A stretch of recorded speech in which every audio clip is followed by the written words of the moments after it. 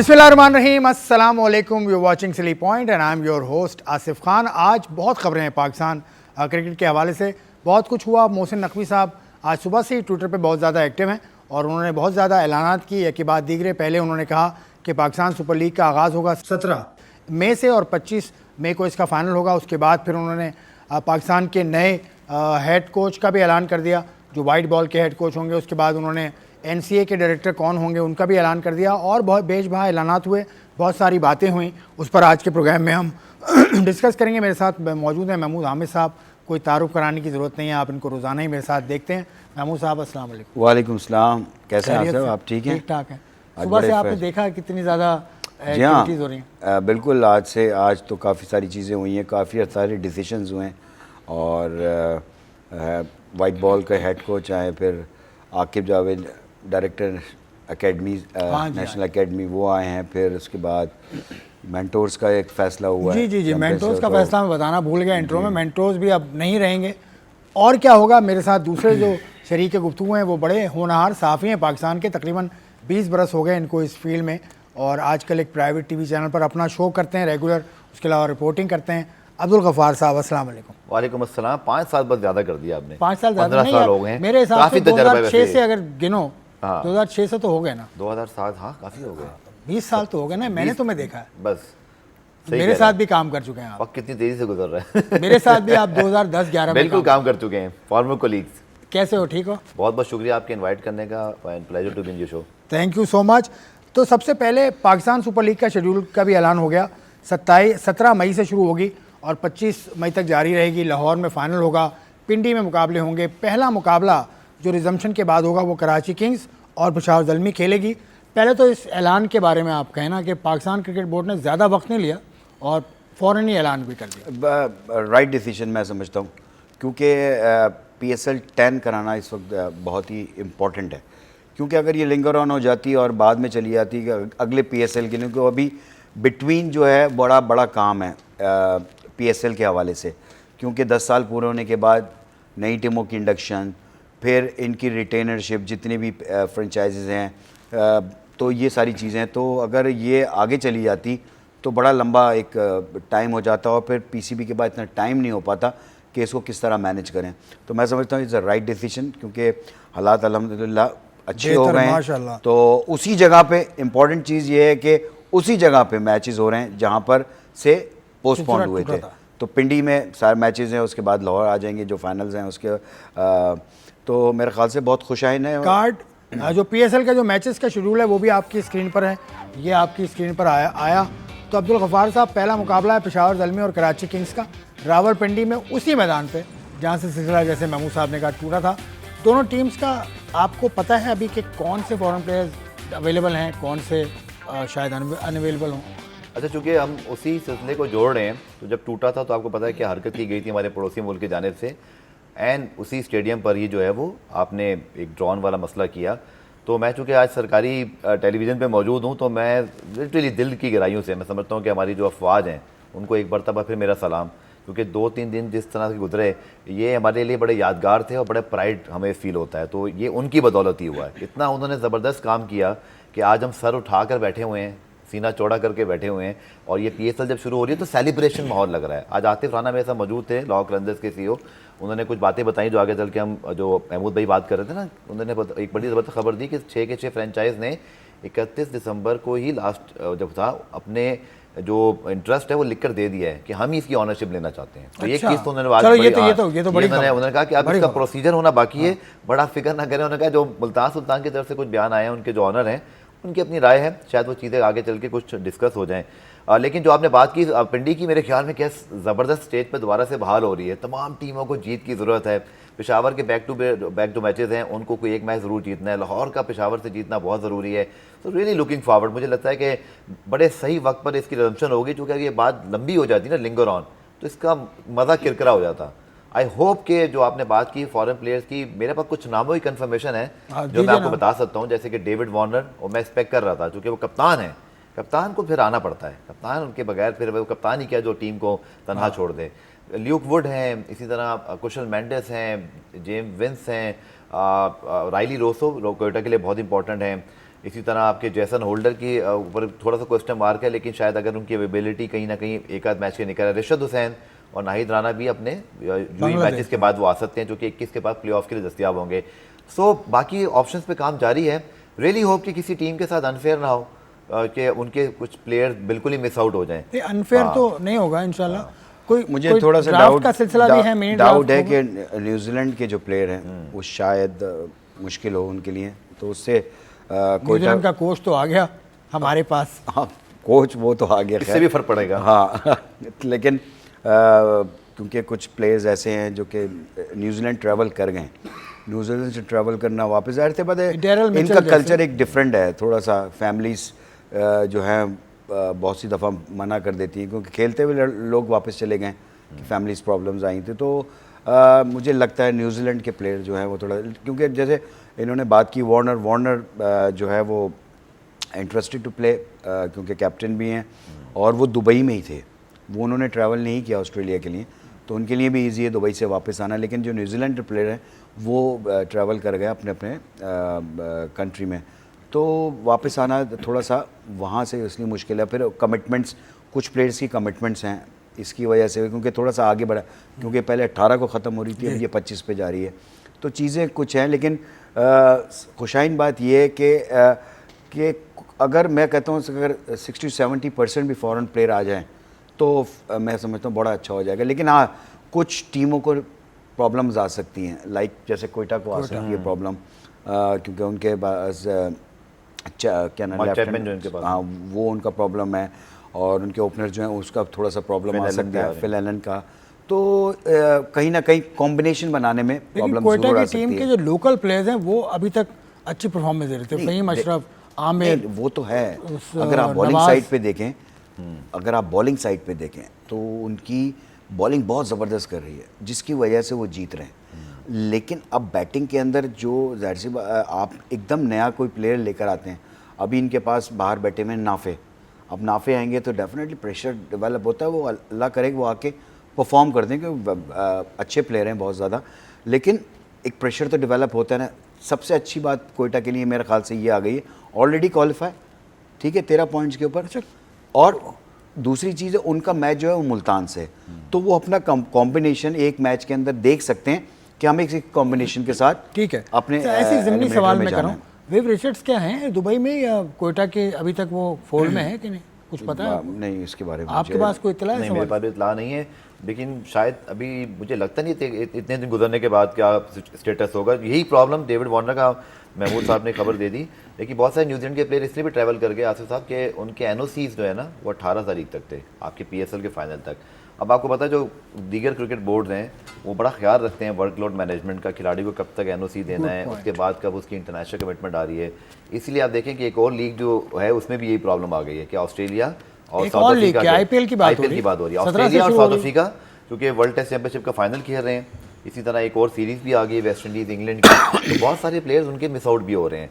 सो ये एक I think ऐसी सिचुएशन है जिसको अवॉइड नहीं कर सकते, और ये आपके हाथ में भी नहीं है। सिकंदर रज़ा का भी नाम आया, सिकंदर रज़ा का नाम है, आल्सो कमिंग, नहीं उसका नाम आया टेस्ट टीम में, टेस्ट टीम में आ गया, उसका नाम है काफी अरसे के बाद। मैंने उनका नाम आज ये सुना कि उन्होंने कंसेंट दिया, आई डोंट नो कि वो किस तरह से ट्रैवल करते हैं, उनकी डेट्स क्या हैं। अब चलें, कल मेरे ख्याल से सारी सिचुएशन क्लियर हो जाएगी। कोई मिनी ड्राफ्ट का ऐसा सिचुएशन तो नहीं सुनी आपने? देखिए मुझे ये तो मालूम हुआ है कि जिन टीमों के पास शॉर्टेज हो जाएगी उनके पास ये ऑप्शन है कि वो फिर दीगर गैर मुल्की खिलाड़ियों की तरफ जाएं। वो चाहें तो पाकिस्तानी प्लेयर भी ले सकते हैं अगर उनको लगता है, लेकिन 2 मिनिमम फॉरेन प्लेयर खिलाना लाजमी होंगे। ये मुझे पता चला कि रिवाइज कंडीशन ये होने जा रही है कि 2 मिनिमम प्लेयर और मैक्सिमम आप 3 या 4 जो खिलाते हैं, लेकिन 2 तो आपके पास होने चाहिए, इसके बगैर कोरम ही इस तरह से पूरा नहीं होगा। सो उनको ऑप्शन दिया जाएगा कि अगर आपके पास गैर मुल्की खिलाड़ी नहीं है तो फिर आप चुनाव कर लें, कुछ इस तरह की रिप्लेसमेंट कह लें या एक मिनी ड्राफ्ट की सूरत हाल मुझे जन्म लेती हुई दिखाई दे रही है। अच्छा, आप क्योंकि आप बड़ा नज़र रखते हैं पीएसएल की तमाम टीम्स पे, तो आप इस हवाले से बताइए, दुबई ये लड़के गए थे, इनका खर्चा किसके सर पे पड़ा है और इनको लाना ले जाना वहाँ रखना, ये खर्चा मैंने सुना है फ्रेंचाइजीज पे पड़ा है, तो वो थोड़ा सा इस हवाले से पीसीबी से निगोशिएशन में है। जहाँ तक इससे पहले जितने मामला हुए, टू बी ऑनेस्ट इस दफ़ा मैंने चेक नहीं किया, लेकिन इससे पहले जितने मामला होते हैं इस तरह के, चूँकि फ्रेंचाइजी फीस देती हैं, सेंट्रल पूल में पैसा जाता है, पीसीबी ऑलरेडी उसको सिर्फ मैनेज कर रहा होता है। सो असूली तौर पर तो ये पीसीबी का काम है, क्योंकि ड्राफ्ट में प्लेयर का आना, उसको पेमेंट करना, किसी किस्म की जो पेमेंट की इन्वॉल्वमेंट है ना, वो पीसीबी की जिम्मेदारी है। डायरेक्ट फ्रेंचाइज नहीं कर सकती। फ्रेंचाइज उस सूरत में कर सकती है जैसे वो कोई इनाम देना चाहें, बट लाना, खिलाना, but the lodging and yes, जो आपकी जो चीज़ें वो तो फ्रेंचाइज खुद कर रही होती है ना। नहीं लॉजिस्टिक्स पीसीबी भी उसमें शामिल होता है। नहीं, ये दुबई अभी जो भेजे लड़कों जी, जी। को, इनका खर्चा, इनको वहां पर भेजना, ये किसकी जिम्मेदारी है? पाकिस्तान क्रिकेट बोर्ड, और असूली तौर पर तो उनकी होती है, क्योंकि जैसे मैंने कहा ना, किसी किस्म की मैनेजमेंट में वो इन्वॉल्व नहीं होते। फ्रेंचाइज अपने दायरे के अंदर खिलाड़ियों को मैनेज करती है, बट आउटसाइड जितनी चीज़ें हैं, पेमेंट हो गई, खिलाड़ी कब आएगा, कब जाएगा, इसीलिए आपने देखा होगा जब भी कोई फ्रेंचाइज की अपडेट आती है वो फ्रेंचाइज नहीं देती। आपको याद होगा जब ल्यूक वुड की भी रिप्लेसमेंट अप्रूव्ड हुई थी लिंडे की जगह, तो वो पिशावर ज़ल्मी ने नहीं बताया था, वो पाकिस्तान सुपर लीग ट्वीट करता है। ये सारी मामला as a custodian Pakistan cricket board की जिम्मेदारी है। पाकिस्तान, क्योंकि कल जो हम बात कर रहे थे इस हवाले से खबरें आई थी कि कुछ फ्रेंचाइज नाराज़ हैं, कि हमने नाराज़ हैं, मतलब थोड़ा सा शिकवा कर रही है कि हम पे बहुत ज़्यादा हम पे खर्चा पड़ गया। देखें इसके अंदर भी शेख, आई बिलीव कि कोई ना कोई कॉन्ट्रैक्ट में कि जब फोर्स मेजोर्स आते हैं, ये तो फोर्स मेजोर था ना, जंग मतलब हो गई तो आपको कुछ ना कुछ करना पड़ेगा, तो उसके अंदर क्लॉज डेफिनेटली होगा कि इसके अंदर क्या करना चाहिए, प्लेयर्स किस तरह जाएंगे उनको, क्योंकि चार्टर प्लेन से गए सारे। चार्टर प्लेन से जब जाएंगे तो चार्टर की तो कॉस्ट ही डिफरेंट होती है। एक कमर्शियल फ़्लाइट की कॉस्ट डिफरेंट है जिसमें सारे पैसेंजर हैं, लेकिन एक चार्टर फ्लाइट की कॉस्ट जो है उसकी डबल हो जाती है। महमूद भाई, इस बार जो हालात थे ना, और फिर आई थिंक जहाँ तक मेरे इल्म में कि पाकिस्तान की एयरफोर्स का शतियारा था, तो इस तरह के मामलात में गवर्नमेंट और फिर पीसीबी की जिम्मेदारी भी बन जाती है कि वही इन चीज़ों को बेयर करेंगे, क्योंकि ये एक ऐसी सिचुएशन है जिसको मतलब फ्रेंचाइज नहीं फेस कर रही सिर्फ, ये तो मतलब पीसीबी भी उनके साथ ही फेस कर रहा है। सो फ्रेंचाइज जाता मेरा ख्याल है अगर कोई चीज़ ऐसी हुई भी है तो मसले का हल निकल ही आता है। कभी तो नाराज भी थोड़ा जाता, कि कोई ना कोई उसके अंदर चीज़ होती है जो कि आप जो है वो एक कंसेंस के साथ उसको मैनेज कर जाते हैं। मेरे ख्याल से कोई इतनी बड़ी बात नहीं है कि ये खर्चा किसको और कितना खर्चा, इतना आपको पता है एक प्लेयर के ऊपर अगर आप वैसे लगाएं, एक इतना बड़ा बड़ा जो स्टाफ है सबके पास, जो हर टीम के पास मेरे ख्याल से 45 लोग ट्रैवल कर रहे हैं, तो हर प्लेयर के ऊपर अच्छा खासा फ्रेंचाइज। इस्लामाबाद यूनाइटेड ने अभी मैसेज भेजा है कि पाकिस्तान क्रिकेट बोर्ड का शुक्रिया अदा करते हैं जिस तरह से उन्होंने इस मामले को हल किया, तो इसका मतलब all is well in the family.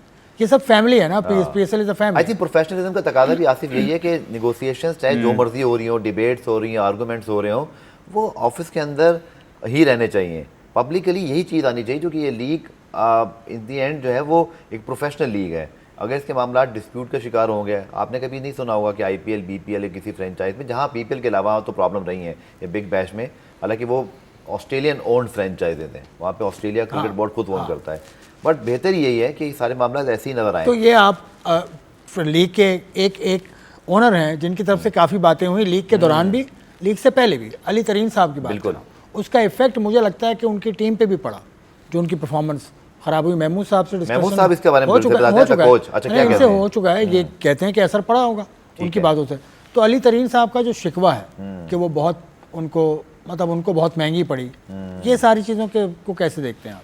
देखिए, मैंने 2 से 3 फ्रेंचाइज के ऑनर से अपने शो में बात की, उन्होंने कहा बातें उनकी गलत नहीं हो सकती शायद, लेकिन इसका वक्त ठीक नहीं था। ये जस्ट बिफोर द पीएसएल, जब आप फ्रेंचाइजेज जो है वो स्पॉन्सर्स के पास जा रही होती हैं कि हम करोड़ों रुपए के स्पॉन्सर्स थे, मैं इसमें अरबों रुपए इस फ्रेंचाइज में इन्वॉल्व हैं, तो उसमें वो फिर आप क्या तासुर दे रहे हैं कि आप जो प्रोडक्ट बेच रहे हैं आप वही बोल रहे हैं वो प्रोडक्ट ठीक नहीं है। तो उन्होंने कहा टाइमिंग ठीक नहीं है।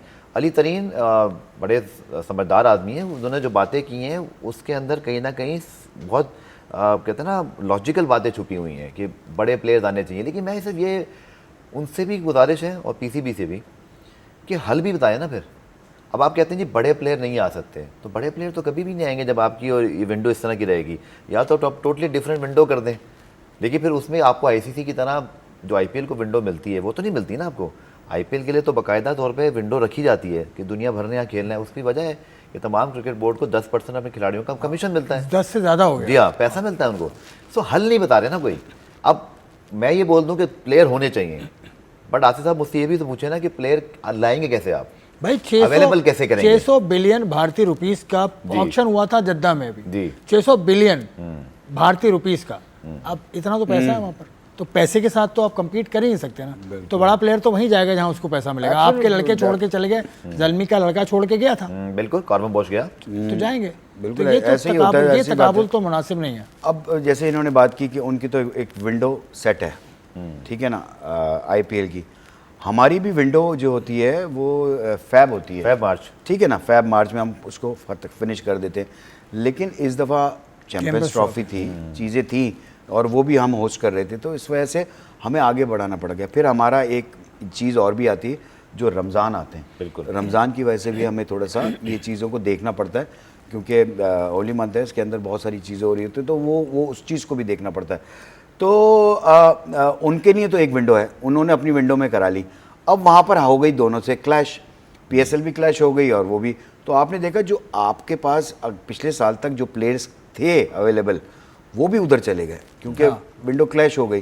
तो आपने जो बात कही है वो उसका बड़ा फ़र्क है डेफिनेटली, कि जाहिर सी बात है एक जगह पे आपको जितने पैसे मिल रहे हैं उसके 3 गुना या 4 गुना ज़्यादा पैसे अगर आपको कहीं मिल रहे हो तो प्लेयर्स, जाहिर सी बात है, क्योंकि प्लेयर्स की लाइफ बहुत शॉर्ट है, ठीक है ना। वो सोचता है कि मैं जितना टाइम में जितना भी मैक्सिमम अर्निंग कर लूँ, तो वो उसी तरफ जा रहा होता है। तो ये इसमें कोई ऐसी बात नहीं है कि हर बंदा यही सोच रहा है ना, अच्छी चीज़ों की तरफ सोच रहा होता है। तो मेरे ख्याल से इसी वजह से प्लेयर जो है वो उधर चले जाते हैं। इसमें एक पॉइंट मैं ऐड कर दूंगा, वो बहुत ज़रूरी है, इसको याद रखना। वो ये है कि अब दुनिया भर में लीग्स के अंदर जो है ना, वो एक फ्रेंचाइज की 2-2, 3-3 टीमें हैं। अनफॉर्चुनेटली हमारे यहाँ एक आध टीम की, शायद लाहौर ने जैसे खरीदी थी, पेशावर ज़ल्मी मुझे याद है, कोयटा ने भी गोल ग्लेडिएटर जब खरीदी थी। लेकिन वहाँ साउथ अफ्रीका में, कैरेबियन के अंदर, आईपीएल के अंदर, ILT20 के अंदर अब 3-3, 4-4 कॉन्ट्रैक्ट्स हैं। वो बड़े प्लेयर को एक कॉन्ट्रैक्ट नहीं देते सर, वो बड़े कॉन्ट्रैक्ट को अब बिल्कुल ऑफर करते हैं। चले एक ये भी ब्रेक पे जाता हूँ। ब्रेक पे जाने के बाद मैं आकर इनसे पूछूंगा कि अगली पीएसएल जो होगी वो एक ग्रैंड पीएसएल होगी, क्योंकि उसमें 10 साल के जो भी मुआहदे थे वो रीशेप होंगे। वो क्या होने जा रहा है, अब्दुल गफ्फार से जानेंगे इस ब्रेक के बाद।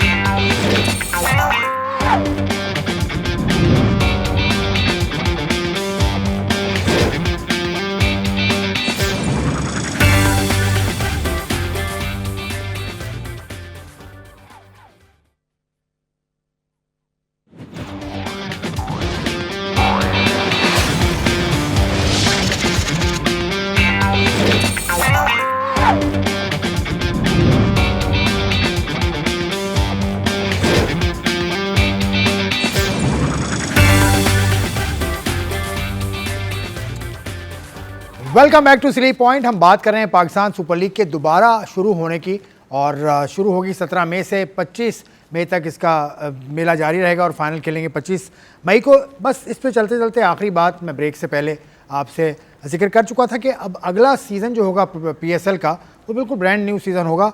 किस हवाले से ब्रांड न्यू होगा वो थोड़ा सा बता दें, कौन सी नई टीम्स आ रही हैं वो बता दें, और कौन कौन से ओनर यही रहेंगे ये बता दें अगर मुमकिन है।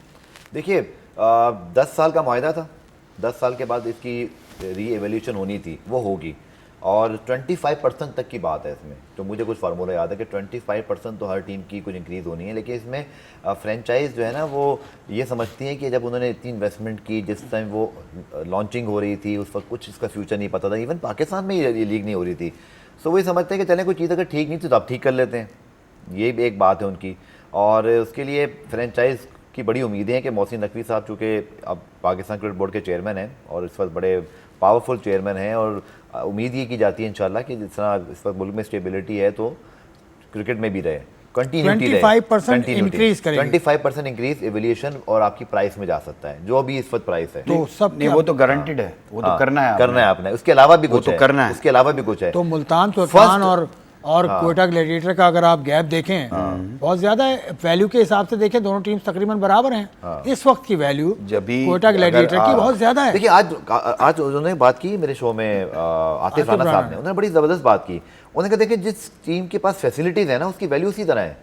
मतलब लाहौर में, कराची में बड़े शहर हैं, बड़े होटल्स हैं, बड़ा ग्राउंड है, बड़ी फैन बेस है, इसीलिए भी उनकी बेस प्राइस या उनकी तो बहुत ज़्यादा है। वैल्यू क्यों ज़्यादा है? मुल्तान की वैल्यू उस वक्त के लिहाज से बड़ी हैरानकुन मुझे भी लगी थी कि जितनी ज़्यादा, लेकिन उस वक्त ये कहा गया था कि ये चूँकि नई कुछ इसमें फार्मूला भी लगा था और कुछ इसके अंदर एक नई टीम आई थी, क्योंकि जो फ्रेंचाइजी तो उस वक्त कमा रही थी ना, और जो उनकी ब्रांड वैल्यू बन गई थी, आप देखिएगा कि अगली टीमों की रेस पर इससे भी ज़्यादा होगी, क्योंकि वो आपकी जिस मार्केट वैल्यू पर आ रही हैं वो मार्केट वैल्यू उस वक्त उस फ्रेंचाइजी कुछ और बन चुकी है। बट यही सारी खिचड़ी थोड़ी सी बनी हुई है। इसके अंदर दो तीन एक चीज़ है जो कि जो फाइनेंशियल मॉडल है ना, जो पीसीबी जिस तरह डिस्ट्रीब्यूशन करती है वो इक्वली डिस्ट्रीब्यूशन, बिल्कुल सेंटर पूल से, ठीक है ना, सेंट्रल पूल से। अगर आप फर्ज करें 100 रुपए भी कमा रहे हैं, तो अगर आपकी 7 कितनी 6 टीमें हैं, 6 टीमों में इक्वली डिस्ट्रीब्यूशन है, तो उस पर मैंने सुना था आतिफ राना का यही कहा कि मौक़िफ़ यही था कि हर एक को इक्वली कैसे हो सकता है। अब एक शेयर है, एक बंदे का शेयर 60% का है 100 में से, तो आप उसको एक जैसा शेयर तो नहीं दे सकते ना। 5% वो चीज़ जी 95% वो बांटता है, 5% पीसीबी अपने पास रखता है। और तो उन्होंने यही कहा, जैसे मैच हुआ, लाहौर के अंदर मैच हो रहा है, अब लाहौर के अंदर जब लाहौर का मैच होता है तो आप देखें क्राउड फुल होता है, फुल ग्राउंड भरा हुआ होता है। तो वो ये कहते हैं कि वो जो 60 to 70% अर्निंग गेट मनी से आ रही है, उस पे हमारा ज्यादा राइट है। ये फॉर्मूले की बात कर रहे हैं, वो इक्वली चला जाता है, चले शेयरिंग फार्मूला, इस पर हम बात करते रहेंगे। ये बात वैसे ठीक लगती है कि जिसने जितना पैसा लगाया उसको उस हिसाब से मिलना चाहिए। आज की दूसरी बड़ी खबरें हैं, बहुत बड़ी खबरें भैया। माइक हेसन आ गए, पाकिस्तान के वाइट बॉल सुबह ट्वीट्स आ गई आज, और उसके बाद फिर आकिब जावेद भी आ गए। चले माइक हेसन पे पहले बात कर लेते हैं। बड़ा नाम है, लेकिन क्या और कोई फॉरेन ने अपनी दिलचस्पी जाहिर की थी? मुझे पता चल रहा है 3 फॉरेनर्स थे जी, 6 टोटल थे जो शॉर्टलिस्ट हुए हैं, जिनमें से 2-3 नाम सामने आ गए। अजहर महमूद का आ गया, माइक हेसन है, सकलैन मुश्ताक का नाम मुझे नहीं पता उन्होंने बाकायदा अप्लाई किया था कि नहीं किया था, लेकिन 6 आपके शॉर्टलिस्ट हुए थे। माइक हेसन की जो इस पर साख है दुनिया क्रिकेट में बड़ी अच्छी है, अच्छे कोच के तौर पर जाने जाते हैं। न्यूजीलैंड के साथ वो जो सारा एक न्यूजीलैंड क्रिकेट का ट्रांसफॉर्मेशन है वो इनके साथ हुआ। और इस हालात में जब आपके 2 गैर मुल्की कोच अब कुछ अरसे पहले जिन हालात में गए, मैं उसको दोहराना नहीं चाहता, मेरे ख्याल में यही चेयरमैन थे, इनके अंडर तीसरा कोच आ रहा है। मेरा ये ख्याल है कि इससे अच्छा ऑप्शन क्या मिल सकता था आपको माइक हेसन से ज़्यादा, क्योंकि पाकिस्तान क्रिकेट को समझते हैं, पाकिस्तान क्रिकेट के साथ इन्वॉल्व हैं, मेरिट के मुतालिक उनका बड़ा माना जाता है, और फिर ब्रांड ऑफ क्रिकेट के हवाले से वाइट बॉल के कोच हैं। वक्त लेकिन आसिफ अभी भी बहुत कम है, क्योंकि आपका T20 क्रिकेट वर्ल्ड कप बहुत ज़्यादा दूर नहीं है। आपकी डोमेस्टिक में मैं इस चीज़ का हामी हूँ कि आपको जो करना है ना, आपको ग्रास रूट लेवल पे करना है। अगर आप ग्रास रूट लेवल पे चीज़ें पहले बेहतर कर लें तो फिर एक्सपेक्ट करें कि आप इंटरनेशनल लेवल पे उसका फल भी आपको मिलेगा। चलें ग्रास रूट लेवल की बात हम करेंगे। माइक हेसन से मेरा सवाल मुख्तलिफ है। मतलब माइक हेसन का अगर करियर देखें, एज कोच तो शानदार है, लेकिन एज क्रिकेटर वो एक फर्स्ट क्लास मैच भी नहीं खेले हैं। एक फर्स्ट क्लास मैच में मैच रेफरी रहे थे, वो 2003-04 में अमेरिका बरमूदा का मैच था। तो आप इस स्कूल ऑफ थॉट के आदमी हैं कि जो क्रिकेट खेला हो वो कोच बने, या फिर जो ना क्रिकेट खेला हो वो भी कोच? देखिए दोनों चीज़ें इसके अंदर हैं। Education is different, coaching education is different. Cricket खेलना एक अलग चीज़ है, और एक किसी को बताना, उसको उसकी चीज़ों को रेक्टिफाई करना। पाकिस्तान टीम के अंदर we don't need a coach, हमें प्लानर चाहिए होता है। प्लानर, देखो पाकिस्तान टीम ये टीम नहीं है कि वहाँ पर मैं गफ़ार आपको डाल दूँ, यार आप जाके उसको वहाँ कोचिंग करेंगे, इसमें नहीं, वहाँ पर वो इनको ठीक करेगा। वहाँ पर लड़का ठीक होके आता है। सही जो कोचेज़ लगने चाहिए वो नीचे लेवल पे लगने चाहिए, जहाँ से ब्रीड आपकी ऊपर आ रही है। अगर उधर अच्छे लोग नहीं हैं तो ऊपर कैसे अच्छे लोग आ सकते हैं? अच्छे प्लेयर कहाँ आएंगे? अब माया बैट्समैन क्या नीचे जाके देखेगा कहाँ पे? वहाँ पर ये कोऑर्डिनेशन बननी चाहिए विद द कोचेस कि भाई ये प्लेयर निकला, ये डोमेस्टिक क्रिकेट में आया, ये इस पोजीशन पे आया कि अब ये तैयार है पाकिस्तान खेलने के लिए। हमारे यहाँ मसला ये है कि एक आध इनिंग कोई अच्छा खेल देता हम पाकिस्तान टीम में उसको लेकर आते हैं, या उसको कम से कम 2-3 सीज़न खेलने दो, उसको इन आउट पता चले। क्रिकेट एक ऐसी चीज़ है एज ए बैट्समैन कि आपको क्रिकेट जब समझ आती है ना, जब आपको पता चलता है, जब आप नए आते हैं ना तब इधर धड़ धड़ मार के आप परफॉर्म कर लेते हैं, लेकिन 2nd-3rd सीज़न आप कंसिस्टेंसी दिखाते हैं ना तो वहाँ से प्लेयर का पता चलता है। अगर मैं आपके स्टार्स प्लेयर के नाम लेना शुरू करूँ, सईद अनवर इतने परफॉर्मेंस करके पाकिस्तान टीम में है डोमेस्टिक के अंदर, इंजमाम उल हक, मोहम्मद यूसुफ, यूनुस खान, आमिर सुहेल, ये डोमेस्टिक के बड़े जबरदस्त प्लेयर थे। तो बड़ा परफॉर्म किया, 170 डोमेस्टिक हैं, लेकिन फर्स्ट क्लास है, आप तो नहीं खेल सकते। नहीं, हर एक की नहीं होती, जो जितना मैं खेल सका, इतनी मैंने मेहनत की होगी उतना ही खेल सका। कुछ और भी रुकावटें होती हैं गेम के अलावा? मैं ऐसे पूछ रहा हूं आपके तजर्बे से। देखें कुछ चीज़ें होती हैं, लाइकिंग डिसलाइकिंग होती है, मैं ये नहीं कह रहा, लेकिन मेरा एरा जो मिडिल ऑर्डर का एरा है ना उस ज़माने में, उसमें देखें जावेद भाई भी खेल रहे थे, फिर इंजमाम, सलीम फिर मलिक। बासित अली, सलीम मलिक, इजाज अहमद, आसिफ मुश्तबा, ये इसके अंदर जगह बनाना इतना आसान वही सब काम नहीं वर्दी था। जो मुझे चांस भी मिला है, तो मैंने 3 सीज़न प्लस 1000 रन किए हैं, तो मैं पाकिस्तान टीम में आया। यहाँ 1000 रन, यहाँ क्या 400 रन करता है, 400 रन नहीं करता पाकिस्तान टीम में आ जाता तो है। ये सिस्टम तो को ठीक करना होगा। उस वक्त का सिस्टम देखें, प्लेयर बड़े बड़े थे, मैं इसको रिग्रेट नहीं करता कि मुझे चांस नहीं मिले, लेकिन मेरे से अच्छे प्लेयर थे पाकिस्तान टीम में। अब नजर आता है कि उतने अच्छे प्लेयर नहीं हैं और बाहर बैठने वाले ज्यादा अच्छे नजर आ रहे होते हैं समटाइम। 170 फर्स्ट क्लास खेलने के बाद भी तो नियर अबाउट 10,000 रन है मेरे के नीचे का सिस्टम। तो ये सारी देखें, जो आपको मैं ये हमारी टीम कैसे अच्छी हो सकती है। हम वहाँ पर हमारा अगर मैच बांग्लादेश से, क्या बांग्लादेश के पास उनकी जो 11 जो उनके खेलेंगे उनकी स्ट्रेंथ क्या है, हमारी क्या स्ट्रेंथ बनेगी, ये काम है सही माने कि प्लान करके देना कि प्लानिंग आपने किस तरह उनको पछाड़ना है अंदर ग्राउंड के अंदर। आपने ये नहीं करना कि नहीं ये बंदा है अभी इसको नया है, मतलब ये जो है उसको हम सिखा रहे हैं, मतलब उसको बल्ला पकड़ना सिखा रहे हैं वाली बात। हाँ, तो ये चीज़ ये बहुत नीचे ही का सिस्टम इम्पोर्टेंट जो है। पीसीबी ने अभी से कुछ महीना पहले बनाया था मेंटोर्स का, वो आज खत्म कर दिया। तो पहले सही थे या आप सही हैं? सर, आपकी सवाल में आपका जवाब है। जब आप कंसिस्टेंसी नहीं रख सकते, जब आप अपने ही फैसलों को बरकरार नहीं रख सकते, इसका असर पड़ता है क्रिकेट पर। जो मेंटोर्स आपके आए थे वो बॉसेस बनकर आए थे ना। वो बीच में एक दो मेंटोर्स तो खैर छोड़ के भी चले गए थे, वो दूसरी एक्टिविटीज भी उन्होंने जाके नहीं, अटेंड की। वो मैं बता जो देता भी हूं। था चलें। नहीं मेंटोर्स 365 दिन के लिए नहीं है। हाँ। इनका मुआहदा, ठीक है। वो कुछ दिन 100 सवा 100 दिन इनको मिल जाता लेकिन वो भी नहीं चला ना सर। है। वो मुआहदा इनका है। हाँ। ये मैं कह रहा हूँ कि कि आपके पूरे साल में 100 सवा 100 दिन आप फ्री हैं। देखिए, फिर आप फिर ये अनाउंस करें ना चीज़ें। आप बताएं कि मेंटोर जो है ना जी, फिर आप ये ना समझें कि अगर ये टीम फलानी हार रही है तो इसके जिम्मेदार फिर ये शख्स है, या अगर जीत रही है तो इसका क्रेडिट भी इस शख्स को जानता है। उसमें भी कन्फ्यूजन था। हमारे यहाँ ना बड़े नाम ज़रूर आ जाते हैं हर टीम के साथ, लेकिन आप उनके साथ मुआहदा क्या कर रहे हैं, उनके डिलीवरेबल्स क्या हैं, उनके साथ आपने क्या टर्म कंडीशन सेट की है, कौन से प्लेयर्स आपने निकाल के दिए हैं, सारा कुछ ये होना चाहिए। अब आपने अभी रिसेंटली सब ये किया था, आज वो खबरें आई हैं, अभी भी वो ज़राए से खबरें आई, प्रेस रिलीज उसका कुछ नहीं आ जाता। मेरी नॉलेज में बात है कि भाई वो अब नहीं है, अब हम उनको कोई और ओहदा देंगे। मुझे ये भी समझ नहीं आती कि अभी आकिब जावेद आपके हेड कोच थे, चीफ सेलेक्टर भी तकरीबन वही थे, सारा कुछ वो कर रहे थे, ठीक है। अब आपने उनको एनसीए भेज दिया, तो मतलब ये हमारी क्रिकेट इतनी आसान है कि आप कभी यूं कर दें, कभी ऐसे कर दें, कभी वैसे। कभी दुनिया में आपने सुना है एक शख्स को एक मरतबा चांस दिया था, पूरा चांस।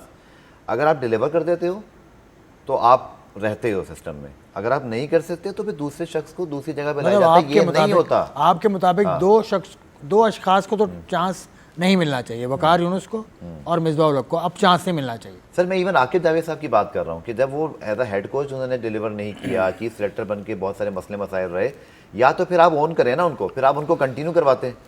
आप चैंपियंस ट्रॉफी में भी इंटरिम हेड कोच बन के हो गए। हाँ, वो इंटरिम है ना, उसको कैसे। मैं ये बात कर रहा हूँ कि फिर आप वहीं से स्टार्ट करें जहाँ पे डिसीजन लेना शुरू किए थे। तो ये माइक हेसन जो अब आए हैं, ये इस्लामाबाद यूनाइटेड के भी हैं। इस्लामाबाद यूनाइटेड में बड़े लड़के हैं जो पाकिस्तान आने की कोशिश कर रहे हैं, या पाकिस्तान टीम में बस तकरीबन on the verge of making a comeback और समथिंग। कैप्टन भी वहीं पर हैं, कप्तान भी हैं, शादाब कप्तान है, आजम खान है, तो सलमान अली आगा की बात, सलमान अली आगा हैं। तो मतलब ये कुछ लोग कह रहे हैं कॉन्फ्लिक्ट ऑफ इंटरेस्ट होगा, लेकिन मैं समझता हूँ न्यूजीलैंड के ब्रॉटअप से वो आए हैं, तो वहाँ ये सब चीज़ें नहीं चलती। फैसले बताएंगे आपके। हाँ, और फैसलों के साथ साथ परफॉर्मेंस बताएगी, क्योंकि यहाँ आप भी बैठे हैं, मैं भी बैठा हूँ, क्रिकेटर्स बैठे हैं, सबको पता चल जाता है कौन किस तरह आया है। अभी टीम अनाउंस होगी तो हमें विजन पता चलेगा। अगेन माइक हैसन क्या कर सकते हैं, कितने अच्छे कोच हैं, ये सब पीछे रह गया। अब माइक हैसन के फैसले बोलेंगे, मैं ये देखूंगा, आप भी देखेंगे कि क्या स्क्वाड सेलेक्ट करते हैं, हमारी ब्रांड ऑफ क्रिकेट क्या है, हमारी अप्रोच क्या है। अभी आप आकिब जावेद को कंटिन्यू आपने कर लिया था ना न्यूजीलैंड में, वो टीम बनी थी, लेकिन अब पता नहीं ये कोच आके क्या करेंगे। यही तो आपकी क्रिकेट का मसला है, आपकी कोई कंसिस्टेंसी नहीं है। प्लेयर्स को ये नहीं पता, आप अभी बाबर आजम और रिजवान से पूछ लें, उनको नहीं पता होगा कि वो T20 की टीम में है भी कि नहीं है। या जो हसन नवाज गए थे या बाकी लड़के गए थे, उनको ये पता है कि अब माइक हैसन के बारे में क्या सोचते हैं। This is the problem of Pakistan cricket कि यहाँ पर हर 2 महीने बाद शख्सियात भी तब्दील होते हैं, उनके फैसले भी तब्दील हो जाते हैं। दुनिया भर में सर आप टाइम देते हैं सेटअप को चलने के लिए। आई रियली होप कि आप जैसे गिलिस्पी या गैरी कस्टमवाला आप अमल ना करें। वैसे मैं एक बात कर रहा हूँ, कोच इससे पहले भी मिसबाह आए थे, हेड कोच भी थे, सिलेक्टर भी थे, वही फ्रेंचाइज थी, वही फ्रेंचाइज थी। अब यहाँ से भी कोच आया, वही फ्रेंचाइज है। देखिए वो मतलब ऐसे में कह वो रहा हूँ, फ्रेंचाइज तो ये भी कह बहुत सकती है कि हम काबिल- 3 टाइटल जीते हैं, वैसे देखे कुछ कोई बात तो है ना। बहुत काबिल फ्रेंचाइज है, इसमें कोई शक हाँ। नहीं, क्योंकि उन्हीं मतलब मुझे ये इस चीज़ का अंदाज़ा तकरीबन को 15 रोज़ पहले से था मुझे, मतलब अब मैं क्या बताऊँ आपको, ब्रेक में बता दूंगा किसने मुझे कहा था, लेकिन ये भी उस शख्स ने कहा था कि माइक हेसन ने एक पूरा प्लान दिया है कि ये प्लान अगर है जिसमें कि डोमेस्टिक जो आप बात कर रहे थे वो सारा प्लान उसने दिया था आज से 15 रोज़ पहले जो मेरी बात हुई। तो ये लगता है आपको कंट्रोल वो लेंगे फुल नीचे से लेके ऊपर तक। लेकिन लेना चाहिए। अगर इससे पहले जो आपके कोच थे आकिब जावेद, नहीं, नहीं, जेसन नहीं, गैरी गिलेस्पी, गेस्टन और जेसन गिलेस्पी। उससे पहले जो हमारे कोच थे वो भी यही कि नीचे नीचे क्या हो रहा है, कोचेस क्या कर रहे हैं, किस तरह के प्लेयर। देखिए जब तक आपको पता नहीं है, आपने की रिप्लेसमेंट नहीं पता, आपको एक पहले 15 की टीम मिल जाती है, उसके बाद अगर आपको रिप्लेसमेंट का नहीं पता कि अगर ये लड़का फ्लॉप होता है तो मैं इसकी जगह किसको लूँगा, तो वो फीडबैक देने वाला भी तो कोई ज़बरदस्त बंदा ऐसा होना चाहिए ना कि आपको जेन्युइन फीडबैक मिले वहाँ से कि इसकी जगह ये बेंच पे ये पारा प्लेयर है, अगर मुझे लेग स्पिनर की ज़रूरत है तो अगर ये लेग स्पिनर नहीं तो ये लेग स्पिनर मेरे पास ये पड़ा हुआ है। जब तक हम बेंच को स्ट्रॉन्ग नहीं करेंगे, समझे न, तो आपकी टीम ग्रो नहीं करेगी। सबसे पहले तो आपने बेंच को ग्रो करना है। जो आपके पाकिस्तान ए के टूर्स है, पाकिस्तान शाइन्स के टूर हैं, वहाँ से वो आपके टूर्स बहुत ज़्यादा इंपॉर्टेंट है, वहाँ से लड़के ग्रूम हो। ये नहीं कि पाकिस्तान टीम में जाके लड़के जो हैं वो ग्रूम हो रहे हैं, वो ऐसा नहीं होता। पहले वहाँ परफॉर्म करें, डोमेस्टिक के अंदर अच्छा खेले, पता चले कि हाँ ये कंसिस्टेंट प्लेयर है, इसकी टेक्निक ऐसी है, तो वो लड़का फिर ऊपर आए। तो अदरवाइज अगर फिर वही करना है तो फिर उन्होंने भी उसी तरह चलना है। ठीक है, प्लेयर्स की ग्रूमिंग की तो बात कर रहे हैं, लेकिन जो सपोर्ट स्टाफ होता है वो भी लोकल सपोर्ट स्टाफ अगर हो, जो नीचे की टीम के कोच हैं, बहुत काबिल कोच हैं पाकिस्तान में, उनको भी किसी तरह से इनके साथ जोड़ा जाए, या ये भी बाहर से अगर ले आएंगे तो फिर पाकिस्तान का फ़ायदा तो नहीं होगा। देखिए आज जब अनाउंसमेंट हुई माइक हैसन की तो इक्वली इंपॉर्टेंस दी गई आकिब जावेद को भी उसी तरह अनाउंसमेंट करके। मेरा उस पर थोड़ा सा एक रिजर्वेशन है। आपने पहले भी यही किया, जेसन गिलेस्पी, गैरी गेस्टन को ला के भी आपने इंटरवेंशन होने दी, इंटरफेरेंस होने दी, और इसी चीज़ को उन्होंने माइंड किया। हमें नाश्ता भी कराया था जेसन गिलेस्पी और के साथ। बात कहते हैं बताओ कि ना, वो जो नाश्ता नहीं कराया था तुम्हें जेसन पंखे गिलेस्पी के पंखे साथ? जो है ना, नहीं बताओ। हमने नाश्ता नहीं किया था। तुम्हें हमने नाश्ते सिर्फ बुलाया, इंटरव्यू मैं भी किया गया था। तो कहानी सिर्फ ये है कि आप जब इंटरफेरेंस अलाउ कर देते हैं ना, वहीं पर प्रॉब्लम शुरू हो जाती है। क्योंकि अब गोरे कोचेस की तो मादर के सही वर्ड मैंने यूज़ किया, जो फॉरेन कोचेस हैं उनकी तो आदत नहीं होती कि वो चेयरमैन से रास्ते में रहेंगे, ऐसे करेंगे वैसे करेंगे, बट आपके बाकी लोग ये करते हैं और उसी चीज़ का फिर हम खमियाजा भुगतते हैं। यहाँ पे ना काम किसी और तरह से चलता है, यहाँ पे लॉबीज़ बनाई जाती हैं, गैर मुल्की कोचेस कोई आता नहीं है, इसीलिए वो हमारे यहाँ फ्लॉप हो जाते हैं। चले, ये बात बड़ी तकलीफ दे है, लेकिन ऐसी है तो क्या किया जाए, क्योंकि गैर मुल्की कोचेस के साथ जो गुज़िश्ता 2 साल में हुआ है, बल्कि 2 साल से भी कम अरसे में आपका ये तीसरा फॉरेन कोच आया है, तो अल्लाह करे कि बेहतर चले मामला। एक ब्रेक लेते हैं, ब्रेक के बाद will see you once again.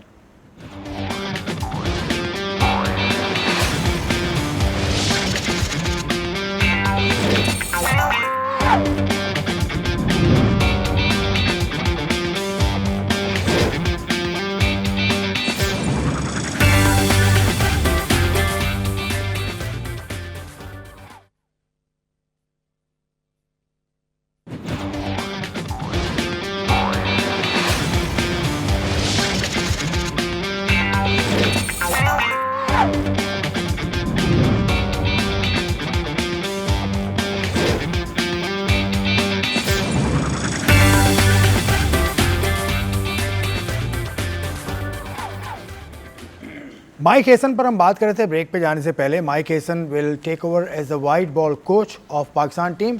Red ball coach कौन होगा यार? खबरें तो सुनने में आ रही हैं कि मिसबाह हक शायद रेड बॉल के कोच होंगे महबूब पाकिस्तान। साहब आपने अप्लाई तो नहीं किया? नहीं, मैंने अप्लाई नहीं नहीं, किया। आपने अप्लाई नहीं किया। उसके अंदर बहुत सारी दूसरी भी शर्तें हैं, तो मैं पूरा नहीं उतरता। नंबर 1 क्या शर्त? मतलब क्रिकेट उसके अंदर खेलना? ये नहीं कोचिंग कोर्सेज भी पूरे हैं 10 साल का आपके? तजुर्बा है। कोर्सेज 10 साल का तजुर्बा भी चाहिए उसके अंदर कि आपने एक टीम को आपने 10 साल का, तो उसमें बहुत सारी चीज़ें। खैर लेकिन मुझे लगता है कि ये जो मेंटोर्स में से कोई ना कोई मेरे ख़्याल से रेड बॉल के लिए जो है वो बनेगा। और अगर हम देखें तो चैम्पियन से अगर जो T20 हुई थी, हसन नवाज़ उसके अंदर से आपकी फाइंड थी, हसन नवाज़ उससे समद आए वहाँ से पाकिस्तान टीम के अंदर। तो देखिए हर साल 1-2 प्लेयर भी अगर आपको अच्छे कोई ना कोई मिलते रहे ना, तो आपकी टीम स्टेबल रहती है। लेकिन आपको कंसिस्टेंसी चाहिए सी के अंदर कि आपको पीछे से प्लेयर मिलते रहें, हर प्लेयर का बैकअप होना चाहिए, आपके पास ओपनर्स के बैकअप होना चाहिए, आपका मिडिल ऑर्डर के पास, आपके पावर रेटिंग। हमें जहाँ मसला पता है क्या आता है इंटरनेशनल क्रिकेट के अंदर, वो आता है जब हमारी पावर रेटिंग का मसला आता है कि जब हमें 14-15 रन्स के एवरेज से हमें स्कोर टारगेट को अचीव करना है, वहाँ हमसे नहीं होता, ठीक है ना। और अगर हम पहले बारी कर रहे हों तो वो चीज़ फिर भी नहीं आ पा रही होती। अगर आप दूसरों को देखें, अगर हमने न्यूजीलैंड की सीरीज़ देखी तो उन्होंने किस तरह खेला है, क्योंकि उनका जो स्टाइल ऑफ क्रिकेट हो गया वो वंस फॉर ऑल एक जैसा है। चाहे उनकी विकेटें भी गिर रही होती हैं, वो मोमेंटम को नहीं तोड़ते, मोमेंटम को लेकर चलते हैं। हमारे यहाँ सिचुएशन को डिफरेंट अंदाज में लिया होता है। तो लड़के की कम सम टाइम जो इनसिक्योरिटी भी उसके अंदर होती है, यार मेरे मैचेस हैं, मैं थोड़े से रन्स कर लूँ, 40 कर दूँ, 50 कर दूँ कि मेरे अगले मैच पक्के हो जाएं। लेकिन ये चीज़ अगर खौफ निकल जाए ना प्लेयरों के अंदर से, देखें एबिलिटी प्लेयर के अंदर होती है जब ये पाकिस्तान टीम में आते हैं, तो ये अगर इनसिक्योरिटी थोड़ी सी ख़त्म हो जाए ना, प्लेयर को बता दिया कि आपके पास इतने मैचेस पड़े हैं भाई, ये सीरीज़ आपके लिए है, आपका ये प्लान है और इसी प्लान पे चलना है। पावर बेटिंग की बात की मुझे याद आ गया, पाकिस्तान का डोमेस्टिक सीजन शुरू हुआ था, डोमेस्टिक जो डिपार्टमेंटल डोमेस्टिक शुरू हुआ था, पहला मैच ख़त्म हुआ और पावर रेटिंग का कैंप लग गया, स्ट्राइक कैंप, और 25 लड़के निकाल लिए तमाम टीम से इंक्लूडिंग एवरीबडी, और वो 3 महीने के लिए गायब हो गए। तो पावर रेटिंग का वो कैंप भी फिर इसका मतलब ऐसे ही था। देखिए स्ट्राइक फोर्स अब्दुल रज़ाक उसको कर रहे थे और जितना भी कुछ था, लेकिन बात यह है कि आपको ना ब्रांड ऑफ क्रिकेट बैठ के ना, अब चले माइक हैसन आ गए, काबिल कोच हैं, आकिब जावेद इस सिस्टम को बहुत अच्छी तरह समझते हैं, पाकिस्तान के लिए बहुत अच्छी क्रिकेट खेली है। Now this is the time to decide कि आप ब्रांड क्या करना चाहते हैं। वो ब्रांड सिर्फ इंटरनेशनल में नहीं होगी, वो आपकी डोमेस्टिक तक जानी चाहिए, आपके एनसीए तक। एनसीए कितनी फाल है आपकी? नहीं ब्रांड, एक तो ये कंफ्यूज मैं हो जाता हूं। ब्रांड से मुराद मेरी ये है, ब्रांड का मतलब ये नहीं कि आप मारना शुरू कर दें, नहीं, आप सिचुएशन के हिसाब से खेलना ब्रांड आपको ये है आता कि हो। आपके मैं ये ओपनर मानता किस हूं। तरह के होने चाहिए, आपका मिड ऑर्डर में सिलेक्शन किस बेस पर होगा, एवरेजेस पर होगा, जहां जा रहे हैं या उस बेस आपका पे होगा। इम्पैक्ट पर होगा। अगर श्रीलंका जा रहे हैं तो दूसरा होगा, ठीक है। न्यूजीलैंड जा रहे हैं तो कोई और होगा, ऑस्ट्रेलिया जा रहे हैं कोई और होगा, तो ये होगा ना हॉर्सेस फॉर कोर्सेस। देखिए इसमें दो बातें फिर भी आ जाती हैं, आपकी बेस तो वही रहती है ना जो आप बना लेते हो, आपको एक फैसला तो करना है। इंग्लैंड ने बेसबॉल बनाया, वो 2 वर्ल्ड कप जीते, अब उनको थोड़ी मार पड़ रही है, लेकिन वो हटेंगे नहीं उससे, बिकॉज फैसला हो गया है। यही तो आपको बुनियाद बनानी है अपनी, आपकी बुनियाद क्या है, आप किस बेस पर अपने क्रिकेट को खेलना चाहते हो। आप जो बात कर रहे हैं उसमें फिर पता है प्रॉब्लम क्या होती है, उसमें तो फिर आप इतने अच्छे हो जाए ना, फिर आप प्लेयर ड्रॉप भी तो करें।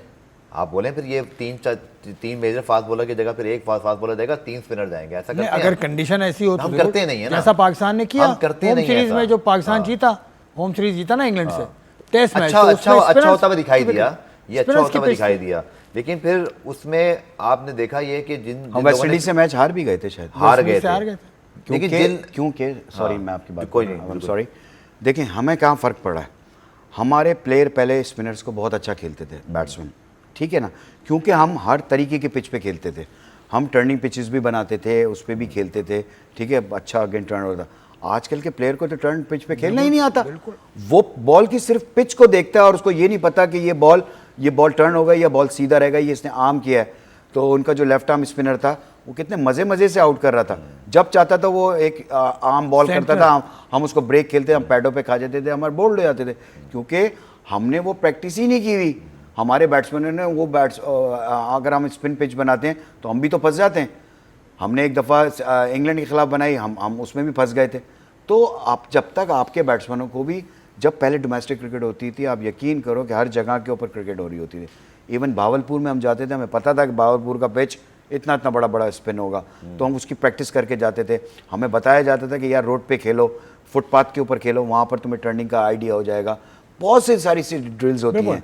तो मैंने भी, अगर मैं जब बना था तो जब पिचेस ये वाली थी, तो मेरे कुछ बैट्समैन जो टेस्ट टीम के थे, मैंने कहा तुम लोग खेलो इसके ऊपर, तो वो सरप्राइज थे कि यार रोड पे क्रिकेट खेलें। मैंने कहा रोड के ऊपर, ज़हीर भाई ने हमें कहा कि तुम लोग रोड पे खेला करो ताकि तुम्हें स्पिन का आइडिया हो जाए कि कहाँ से गेंद ऊपर भी आ जाएगा, कहाँ से। तो हर चीज़ का एक सिस्टम, अब तो लड़कों को स्पिन को खेलना नहीं आ रहा। अब तो आप फर्स्ट क्लास के सीज़न देखें, 2019 से आपका स्पिनर ही टॉप कर रहा, नुमान अली, साजिद, जाहिद महमूद, यासिर शाह ने भी काफ़ी विकेट लिए थे 2019 के सीज़न में। फास्ट बॉलर्स अब आए हैं ऊपर, लेकिन स्पिनर तो आपका डोमेस्टिक में इतना हवा बना हुआ है। देखिए यही बात है ना कि आप, हर टीम अपना होम ग्राउंड का एडवांटेज उठाती है, इसमें कोई शक नहीं है। अपनी आइडेंटिटी बना लें फिर एक, आपका क्या है SOP क्या है, आप किस तरह से खेल सकते हो। भारत बड़ा क्लियर है, श्रीलंका बड़ा क्लियर है, बांग्लादेश बड़ा क्लियर है। अब हमने बड़े अरसे बाद इसको ट्विस्ट लिया। महमूद हामिद साहब जिस ज़माने में क्रिकेट खेलते थे, हमारे फास्ट बॉलर्स रिवर्स स्विंग पे आउट किया करते थे। अब हमने अपने फास्ट बॉलर्स को इतना डिस्करेज कर दिया है कि ना सिर्फ वो पाकिस्तान में बिल्कुल यूजलेस हो गए, बल्कि आपने देखा कि हमने साउथ अफ्रीका में शाहीन को ड्रॉप ही कर दिया।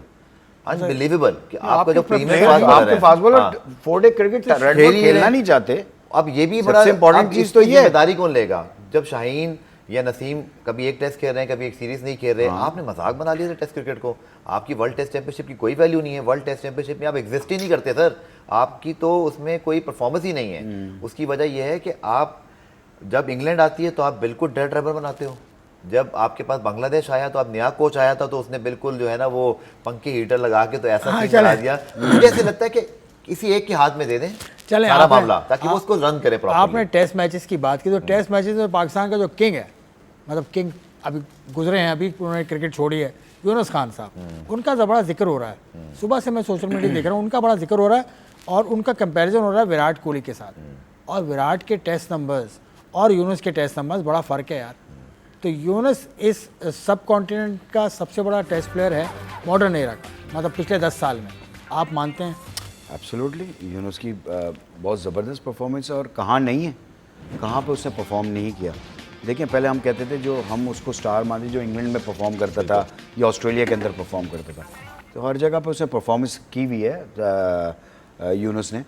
तो अगर हम कंपैरिजन की तरफ, कंपैरिजन देखें, चीज़ों का बहुत सारी चीज़ों का बनता नहीं है। विराट की परफॉर्मेंसेस भी बहुत हाई क्लास है परफॉर्मेंस है। हाँ, अगर एवरेजेस के ऊपर या सेंचुरीज के ऊपर या रनों के ऊपर जाएं तो फिर तो यूनुस सेंचुरीज यूनुस की ज़्यादा है। 34 सेंचुरीज यूनुस की हैं, 30 उसकी हैं।